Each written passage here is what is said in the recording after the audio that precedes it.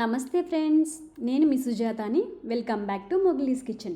ఈరోజు మన కిచెన్లో కమ్మటి కొబ్బరి పచ్చడిని ఈజీగా ఎలా చేయాలో చూపించబోతున్నానండి. ఈ పచ్చడి అన్నంలోకి చాలా బాగుంటుంది, అలాగే బ్రేక్ఫాస్ట్లోకి తీసుకున్న టేస్ట్ అనేది చాలా బాగుంటుంది. ఇంట్లో ఎప్పుడైనా పచ్చి కొబ్బరి మిగిలిపోయినప్పుడు ఇలా ట్రై చేసి మీ ఇంట్లో వాళ్ళకి పెట్టండి, చాలా బాగుంటుంది. అందరూ కూడా చాలా బాగా ఇష్టపడతారు. టేస్టే కాదండి, ఈ కొబ్బరి తినడం వలన చాలా హెల్త్ బెనిఫిట్స్ కూడా ఉన్నాయి.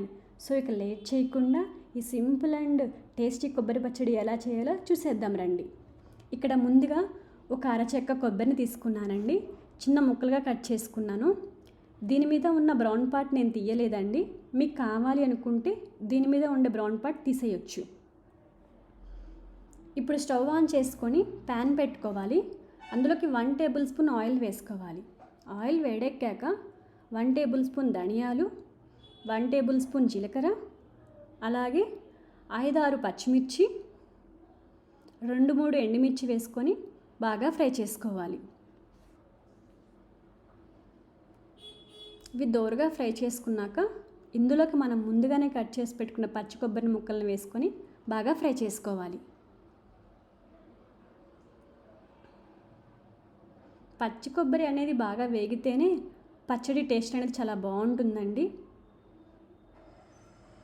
ఇప్పుడు ఇందులోకి కొద్దిగా చింతపండు, అలాగే కొద్దిగా కరివేపాకు తీసుకొని బాగా ఫ్రై చేసుకోవాలి. ఈ కొబ్బరి పచ్చడిలోకి కరివేపాకు వేసుకోవడం వలన టేస్ట్ అనేది చాలా కమ్మగా ఉంటుందండి. సో మీరు కూడా తప్పకుండా వేసుకోండి. ఇప్పుడు ఇందులోకి చిటికెడు పసుపు వేసుకొని బాగా ఫ్రై చేసుకోవాలి. ఎండుమిర్చి, పచ్చిమిర్చి, కొబ్బరి అనేది బాగా ఫ్రై అయిందండి. సో ఇప్పుడు ఇందులోకి 5-6 రెమ్మలు వెల్లుల్లి వేసుకొని ఫ్రై చేసుకోవాలి. చూసారు కదా అండి, మొత్తం బాగా ఫ్రై అయ్యాయి. ఇప్పుడు దీన్ని 5 మినిట్స్ పక్కన పెట్టుకోవాలి. ఇప్పుడు చల్లారిన కొబ్బరి ముక్కల్ని మనం ఒక మిక్సీ జార్లోకి తీసుకుందాం.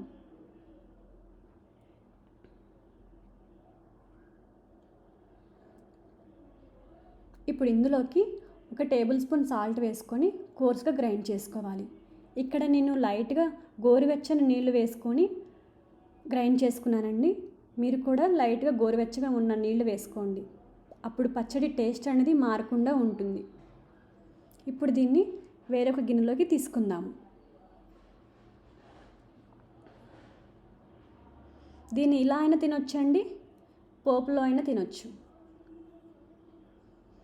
ఇప్పుడు స్టవ్ ఆన్ చేసుకొని ప్యాన్ పెట్టుకొని అందులోకి 1 టేబుల్ స్పూన్ ఆయిల్ వేసుకోవాలి. ఆయిల్ వేడెక్కాక కొద్దిగా శనగపప్పు, అలాగే కొద్దిగా మినప్పప్పు, కొద్దిగా ఆవాలు, కొద్దిగా జీలకర్ర,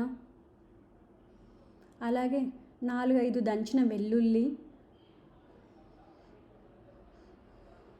కొద్దిగా కరివేపాకు వేసుకొని చిటపటమని వచ్చేంత వరకు ఫ్రై చేసుకోండి. ఇప్పుడు ఈ తాలింపుని మనం కొబ్బరి పచ్చడిలోకి వేసుకుందాము. దీన్ని ఎలాగైనా తినొచ్చండి, టేస్ట్ అనేది చాలా బాగుంటుంది. తాలింపు పెట్టుకున్నా పెట్టుకోకపోయినా అంతే అండి, సింపుల్ అండ్ ఈజీ రెసిపీ. మీరు కూడా తప్పకుండా ట్రై చేయండి, చాలా బాగుంటుంది. ఈ వీడియో నచ్చితే లైక్ చేసి మీ ఫ్రెండ్స్ అండ్ ఫ్యామిలీస్కి షేర్ చేయండి. అలాగే మరిన్ని వీడియోస్ కోసం మొగ్లీస్ కిచెన్ని సబ్స్క్రైబ్ చేసుకోండి. Thanks for watching.